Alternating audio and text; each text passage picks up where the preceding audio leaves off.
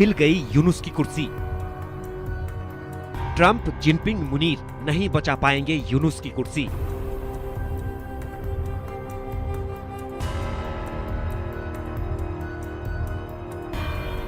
मोहम्मद यूनुस इस्तीफा दे सकते हैं। यूनुस के तख्तापलट की इनसाइड स्टोरी।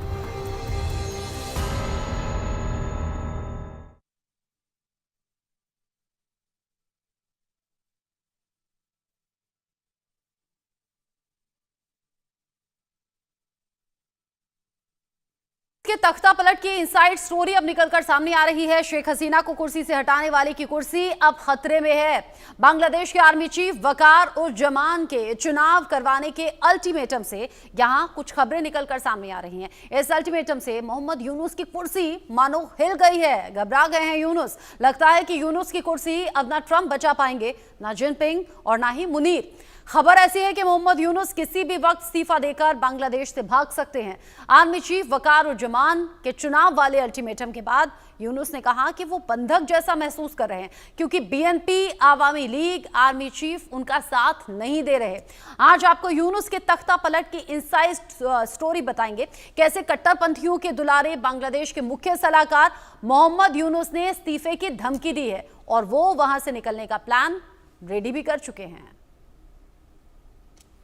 जिस तरीके से मोहम्मद यूनुस की कुर्सी छोड़ने की खबर है, बांग्लादेश में किसी भी वक्त तख्ता पलट हो सकता है। मोहम्मद यूनुस इस्तीफा दे सकते हैं। बांग्लादेश की अंतरिम सरकार के चीफ हैं मोहम्मद यूनुस और उनके इस्तीफा देने की खबर जोर पकड़ रही है। राजनीतिक दलों के रवैये से नाराज हैं। मोहम्मद यूनुस पर कट्टरपंथियों से सांठगांठ के कई आरोप हैं। ऐसे में इस्तीफा देने को तैयार अब मोहम्मद यूनुस नजर आ रहे हैं। कुछ महीने पहले भी ऐसी खबर थी कि सेहत संबंधी दिक्कतें बताकर वो कभी भी विदेश भाग सकते हैं। अब ये खबर कंफर्म होती हुई नजर आ रही है। आर्मी चीफ के अल्टीमेटम से दरअसल हिल गए हैं मोहम्मद यूनुस।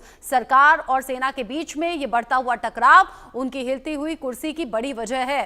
रिपोर्ट देखिए, ताजा हालात बांग्लादेश में क्या है।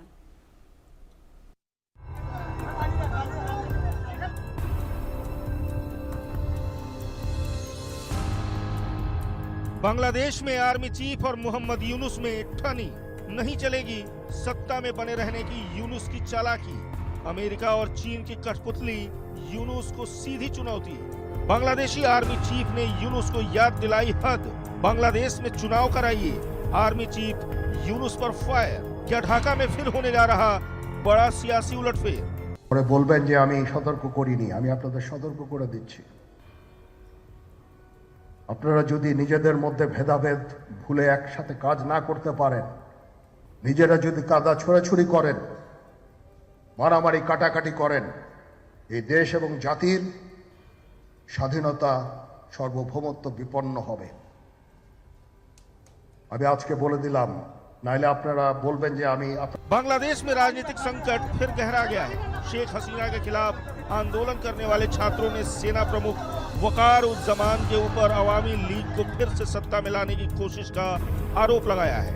ये भी कहा गया है कि सेना प्रमुख यूनुस को हटाकर अब बांग्लादेश की सत्ता पर काबिज होने की योजना बना रहे हैं। तानाशाह बनने का प्लान है। लिहाजा बांग्लादेश में अंतरिम सरकार के मुखिया मोहम्मद यूनुस और सेना प्रमुख वकार उर जमान के बीच टकराव बढ़ता जा रहा है, क्योंकि सेना प्रमुख जल्द से जल्द चुनाव कराने पर जोर दे रहे हैं। सेना प्रमुख का कहना है कि हम देश को सुरक्षित हाथों में देखना चाहते हैं और विदेशी हस्तक्षेप से चिंतित हैं। स्वतंत्र और निष्पक्ष चुनाव होने के बाद 1 जनवरी 2026 तक एक निर्वाचित सरकार सत्ता में आ जानी चाहिए, जिसके बाद सेना बैरकों में वापस आ जाएगी। एक चुनी हुई सरकार को देश की राह तय करनी चाहिए। वहीं हाल में यूनुस ने सेना प्रमुख की गैरहाजिरी में national security advisor Khalilur Rahman की नियुक्ति की है। खलीलुर रहमान अमेरिकी नागरिक है। यही वजह है कि सेना प्रमुख भड़के हुए हैं और कह रहे हैं कि देश को सुरक्षित हाथों में देखना चाहते हैं और विदेशी हस्तक्षेप से चिंतित हैं। खैर, बांग्लादेश के हालात बद से बदतर होते जा रहे हैं। खबर है कि बांग्लादेश में फिर से अरकान आर्मी घुस गई है, जिससे यूनुस टेंशन में है। सवाल ये है कि क्या वहाँ कुछ बड़ा होने वाला है? क्या यूनुस को तख्ता पलट का डर सताने लगा है? सेना प्रमुख और यूनुस के बीच की ये टेंशन तख्ता पलट का आगाज तो नहीं। खबर तो यहाँ तक है कि अमेरिकी एयरफोर्स के कुछ अधिकारियों की निगरानी में मोहम्मद यूनुस है, ताकि सेना प्रमुख वकार उर जमान अगर कोई सख्त कदम उठाते हैं तो यूनुस को बांग्लादेश से बाहर ठीक उसी तरह निकाला जाए। जैसे शेख हसीना भारत आई थी। Bureau report, India news.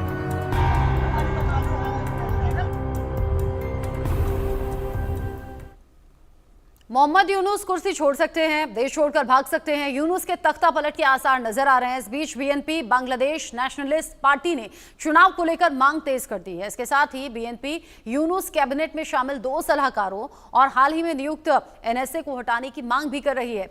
NCP और बांग्लादेश की सबसे बड़ी इस्लामिक राजनीतिक पार्टी जमात इस्लामी एक साथ हैं। जमात और हिफाजत इस्लाम जैसे कट्टरपंथियों को यह मंजूर नहीं है, जो मोहम्मद यूनुस को सामने रखकर पीछे से अपना इस्लामिक एजेंडा चला रहे हैं।